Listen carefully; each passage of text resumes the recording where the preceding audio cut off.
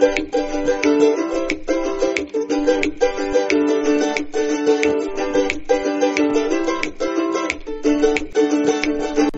to the CSAW Citizen Science Sawfish project. In this project, scientists are asking for you to measure, photograph, and record any sawfish saws that you may have.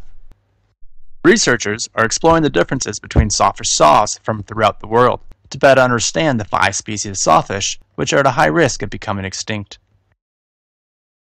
For this project, researchers have to measure a large number of saws, and they have asked us at the Sawfish Conservation Society to reach out to you to help them with this important task.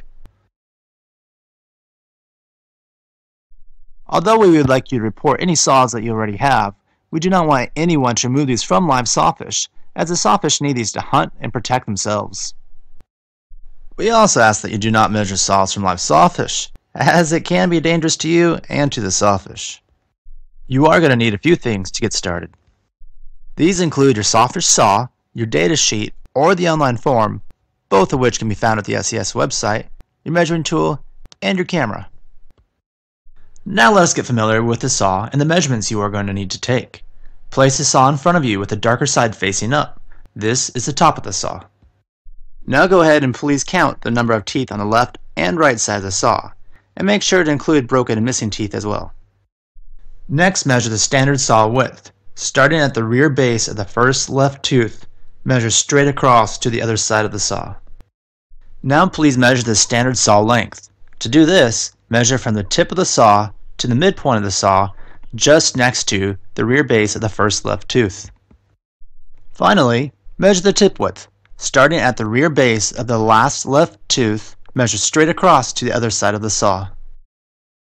Now prepare to take a picture of your saw by placing the saw on the ground in front of you with a darker top side facing up. Also, place the tool you use to measure the saw along with a small piece of paper next to the saw. On the paper, write down the ID number of the saw. If your saw already has an ID number, which will be the case if it came from a museum, then please use that number. Otherwise, if it does not have an ID number, then please use saw 1 for the first saw you measure, saw 2 for the second, and so on and so forth.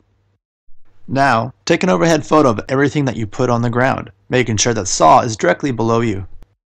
Once you've collected all your information, you can submit your data and photograph to the SCS through our website or by email. In addition to your measurements, we also ask for other information, such as your email address. All information is optional, but is important to researchers. Unless required by law, your personal information will be kept confidential and will only be used to contact you if researchers need further information.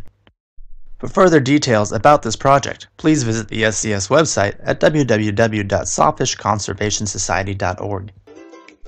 If you have any questions, feel free to email us at sawfishconservationsociety@gmail.com or join our Facebook group. Thank you for helping us to better understand these rare fishes, and make sure to check out the SCS website for updates on this project.